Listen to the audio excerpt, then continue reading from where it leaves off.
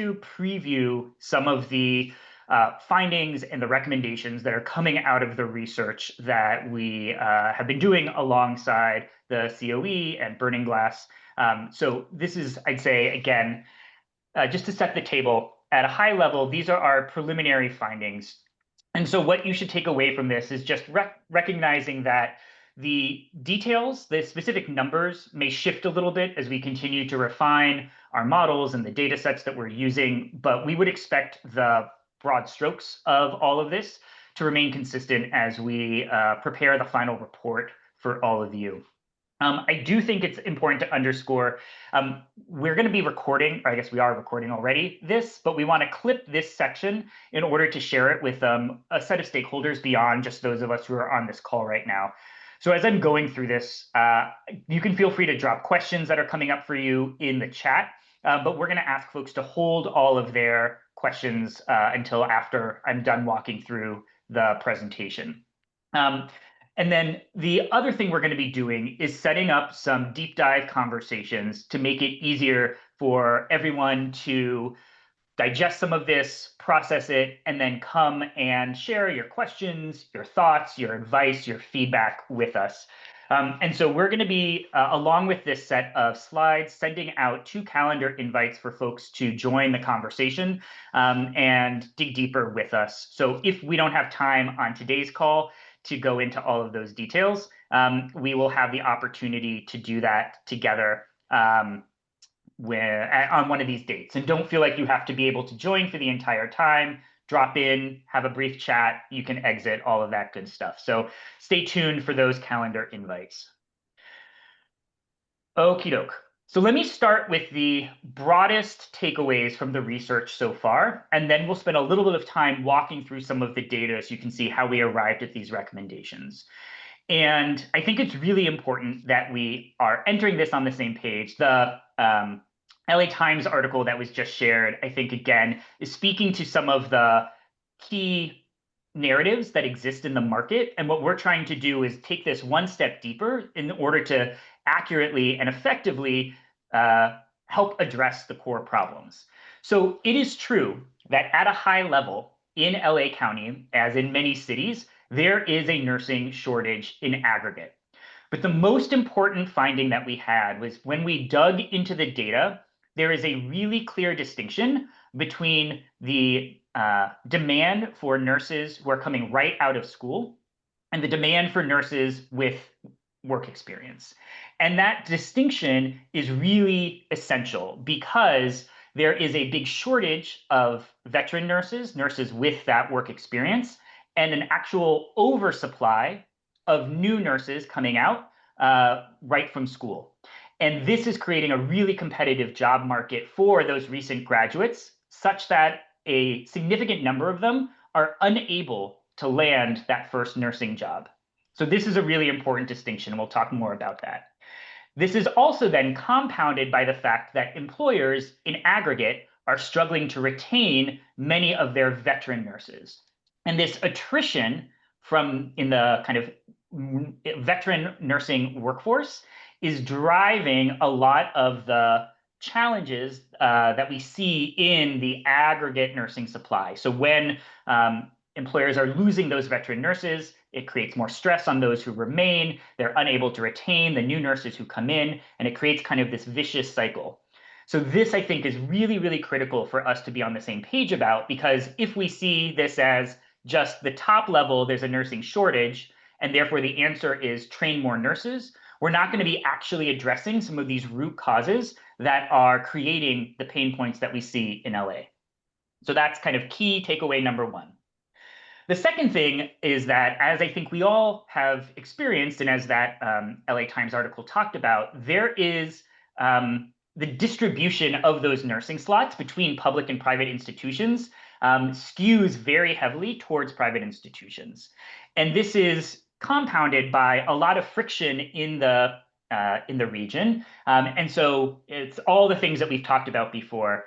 Friction in the transfer process between 2- and 4-year institutions, competition for clinical spaces, and just a dearth of qualified nursing faculty. And all of that is shifting the market more and more towards private institutions. And so as we think about the set of recommendations that we're advancing, and again, we'll dig into all of this more, but it's a combination of really thinking about how we can help shift some of the incentives to create a more equitable distribution of those nursing slots. It's about improving the linkages between 2- and 4-year institutions.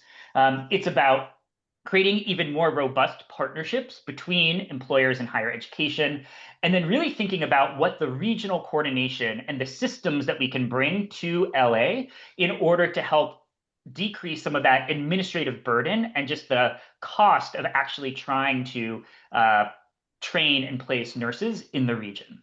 So we'll dig into all of that. All right. I'm going to, again, move through these slides. I know there's a lot of text here, but you will be getting these after this session, so you will be able to dig into these at your leisure. Again, this most important takeaway from here is that there is a nursing shortage in aggregate. When we compare job openings versus program completions, we see that there's a persistent gap, even as it's closed over the past few years, or gotten tighter, I should say, but there still is more demand for nurses than there is supply. But this is the important piece again. It's a big difference between demand for those folks coming out of school and those who are coming in with years of experience. And this is backed up both by the quantitative data as we look at the labor market statistics, as well as our qualitative research, speaking with both employers and recent graduates. So here we have 2 quotes from various leaders at these employers. And we see that both of them are speaking to this reality, that there is demand for nurses, but they are getting a lot of applicants from new nurses and not enough from veteran nurses. And because of that, we're having this big mismatch where there is an oversupply of entry-level nurses in the market. Here we see from PIH Health, the problem is experience. And then from Kaiser, we're seeing here hundreds and hundreds of applicants into their new grad program, and they do not have enough spots to accommodate all of those qualified applicants. On the flip side, when we speak with recent nursing graduates, it's a very similar story. And I'm going to read this quote in its entirety because I think it's really telling. So this is a recent graduate who shared, "The process of getting hired is really hard, and I don't think that is explained well enough when we're in nursing school. A lot of us just assume, well, there's a shortage, we will get hired right away, it won't be an issue. And starting the application process, I was like, oh, this is going to be rough." And when we look at the labor market data, again, we see this backed up in the market, where we're seeing about 60% of ADNs and about 80% of BSNs are employed within 6 months of graduation. And so what that means is somewhere between a fifth and a third of recent graduates are not landing into that first nursing job within 6 months of graduation. And as you can imagine, that means there's a significant number of recent grads who are exiting the nursing profession because they're unable to secure that first job. This is kind of breaking this down into more detail, but we can see here in this table the number of entry-level job postings that are targeting RNs compared to the average, the annual RN awards that are produced in the market. And again, year over year, we're seeing a big gap between the number of entry-level roles in LA and the number of folks who are trained to go into those roles. So that's the first piece of this. The flip side of this is on the employer side when we think about what is the experience of those veteran nurses. And the reality is that on average, there is a lot of turnover in the nursing profession.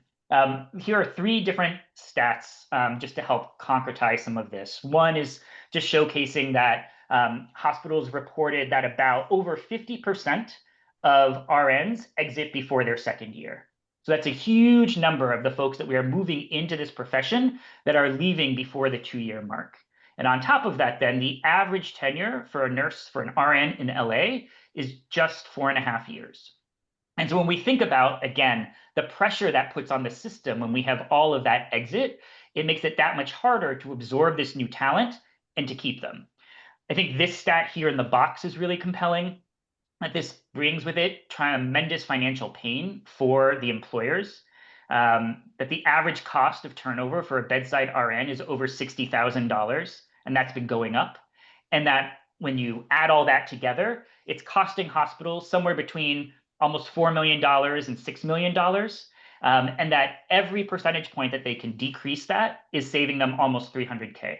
So there's huge incentive here to get this right. And again, when we think about the solutions we're proposing, it's about a coordinated effort in the region to help address this. And this, I think, really, again, speaks to why this is so important, because nurses report that getting the staffing levels right is the #1 thing to preventing burnout and driving these retention numbers up.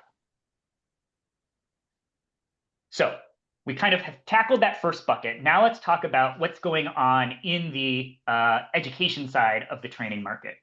So I think, having spoken with almost everyone on this call, we know that the competition between private and public institutions is significant. What I don't think was obvious, certainly not to me when I started this work, was just recognizing what share of the market is owned by the private institutions. So over 70% of enrollments are at private institutions in LA. So this is, I think, a really compelling statistic, especially when we think about the cost to students and what it means for students to pursue a degree through a private institution versus one of the public ones. And the delta there is tremendous. And that is compounded by the fact that there are benefits to the region for students going through the public institutions. We know not just the direct cost to the learner, but also the outcomes that we see from graduates of the public institutions are stronger on average. And what that means is, as we think about what's happening here, the fact that more and more of the market share is being shifted to private institutions is potentially problematic for LA as a whole. And we see that that market share is being taken away from the two-year institutions. So if you look at this chart, the top line in gray is the private institutions. That's the second one, the kind of light green one, that's the community colleges. And we see that their market share is decreasing as the private institutions' market share is increasing. And so this, again, I think speaks to some of the ways that the incentives in the marketplace are not necessarily optimized for the learner and for society. We want to be really intentional about how we approach that reality, understanding that there's a lot of competition for this, but we want to think about what are the ways to incentivize and encourage a more equitable distribution of those resources. But part of this is also about thinking through how can we make it easier for folks to pursue that public institution path. And one of the realities continues to be that there is a lot of friction in the transfer process between 2- and 4-year institutions, such that even if students are interested, it may not be as seamless to move into a 4-year institution out of the community college as it is to move into, or excuse me, a public 4-year institution, as it is to move into a private institution. And that's a little surprising, again, when we think about both the value that the learner gets by pursuing a bachelor's degree. So the wage premium on earning that BSN over an ADN is about $25,000 more per year on average. So there's tremendous incentive to do that. And yet we still see that only about somewhere between 12 and 15% of folks are transferring over into the 4-year programs. And so as we think about what we can do to help both make it easier for folks to pursue those degrees and make it easier for them to take a path that will be better for them financially, there's a lot of opportunity here to explore the system in aggregate and try and remove some of those barriers. So that brings us to our recommendations. I'm not going to go through all of these. Again, you'll get these slides and we're going to go into more detail later. But what I wanted to just do is underscore at the bottom here, the data and the research has really been looking at both the demand side and the supply side, so the employers and the higher education institutions. We haven't talked as much about the ecosystem as a whole, but there is a lot of opportunity as we think about how we can bring together sets of stakeholders, inclusive of those institutions, but also workforce boards and intermediary organizations and the nursing board, all of those stakeholders to help work in coordination to ameliorate some of these challenges.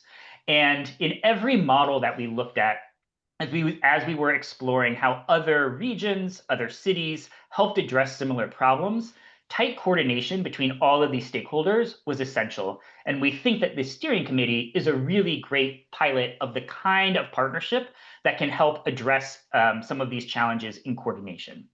And then the other piece to that is just recognizing that there's, again, a layer of technology and operations that can be implemented as a region that will lower some of the burden that employers face and that higher education institutions face as they work to do this matchmaking in the labor market. And by bringing down some of those costs, we can hopefully make it that much easier for these partnerships to flourish and to drive the kinds of outcomes that are best for the learner and best for society. And so as we think about the recommendations, we really do see opportunities for every set of stakeholders here. Again, we're not going to go into the details right now, but you'll have this, and we invite you to reflect on this and then bring your thoughts, questions, and feedback to the conversations for those deep dives. But again, the key takeaway here is that we think that there's a role for a lot of different folks to help come together to be part of the solution. The last thing I'll say is that as we are designing this final report, we really want to showcase the great work that is happening both in LA, in California, and in the nation as a whole. So we've included here some kind of mini case studies of how we're seeing some bright spots in these systems and how other savvy folks who are trying to tackle these same problems are approaching this. And so in the final report, we'll be showcasing some more of these vignettes as really powerful examples to help illustrate for folks what does success look like and how have others approached addressing some of these same problems. So let me pause here. I think we have, Dr. Curry, a couple minutes for questions. Is that right? Yeah, but can you go back to that other slide? Sure. The one right before. I like this one. Okay. Just want you to know, I just like the way it's laid out. I think that's pretty cool for people to see, especially based off what your roles are. So let's do this. We have 6 minutes for open conversations and questions. But again, we're doing deep dive sessions. That's one is this week, and one also is being scheduled in the future. I can have on the dates in front of me. But if we can drop those in the chat, that'd be great. But we do have the deep dive session scheduled. So let's open it up for questions or any comments or anything. I know Dr. Riley or Dr. Young probably have a question or comment. There we go, Dr. Young. I knew it. Yeah. So with some of the takeaways from this survey, there seems to be a gap in terms of, we say there's an oversupply of nurses who are entering the workforce. Is there a role for educational programs that help with that experience gap? Because I know in some areas we have created other courses that have helped give additional clinical experiences for students so that they have better knowledge base getting into the clinical arena in terms of potentially being a better prepared introductory level nurse for a clinical environment. So it's really us working potentially with our clinical affiliate partners to find out how can we help them if the shortage is for experience, how can we help them get more experience to our students so that they're better prepared for the jobs that are in our area. Yes. So I think the answer is 100% yes. There is a role for educators to play in helping to bring up that experience. Some of what we've found is that especially that onboarding and that orientation that goes from, I'm in school, I'm learning into the workforce, tighter partnerships there with the employers are a really compelling way to help smooth that process. Part of what we've heard from employers that there really is no substitute for time on the floor and really working as a nurse. And yet they also, in that onboarding, there's a lot of redundancy between what folks are learning in the classroom and what they are doing when they enter kind of that first couple months as a nurse. And so the opportunity to tighten that partnership, to really think about how do we streamline that, I think is one of those places where you might be able to make it easier for folks to accelerate there. The other piece that we're thinking about is continuing to be really intentional about other allied healthcare roles, some of the feeder roles that Carlo was speaking to, and thinking about, are there ways to take that experience and amplify it as an on-ramp into an RN role? Again, the set of responsibilities is very different for an LPN than an RN, but the experience working in a healthcare setting is going to be comparable in many ways. And so thinking about not just what does it look like to support folks who are moving kind of as novices into healthcare, but taking folks who already have some of that experience and helping them just build up their clinical skills and knowledge is another way that we could imagine helping to smooth some of that and diminish the need for that kind of experience. Dr. Riley. Yes. So you talked about veteran nurses, and I saw on one of the slides where you had 0 to 1 year, 2 to 3 years. What is considered veteran in this? What's the operational definition for this? Yeah, so in this case, we were really looking at the distinction between 0 to 1 year. So who is someone who's coming in with no nursing experience versus anyone with more experience here? And so the problem with the job posting data is that it is very messy, and the most frequent experience requested is not requested. So actually drawing kind of clear insights from that is tricky, but we do think that the when folks are clearly posting entry-level roles, so that 0 to 1, that I think is the one that we're anchoring on. And so using that to really help us understand, of the job postings that are out there, what is truly an entry-level role where someone is looking for someone who has never worked in a clinical healthcare setting before.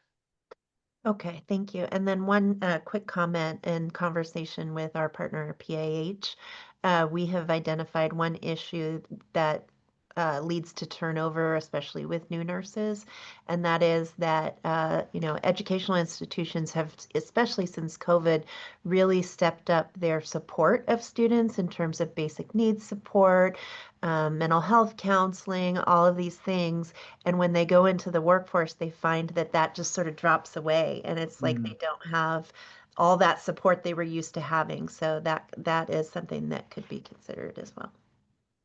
Great, thank you for that. All right, so this, again, we really appreciate the kind of thought partnership, feedback, and conversation that has come out of this steering committee, that has come out of our individual interviews with all of you, and that we are confident will continue to arise at the deep dive sessions that we are scheduling. So please, we would really love for you all to join us for those, to share more thoughts and feedback, additional context, color, and input on the recommendations, such that what comes out of this final report really resonates for everyone on this call, feels actionable and useful, and is something that will really help drive stronger nursing pathways in the LA region as a whole. So with that, let me turn this back over to Dr. Curry to close us out.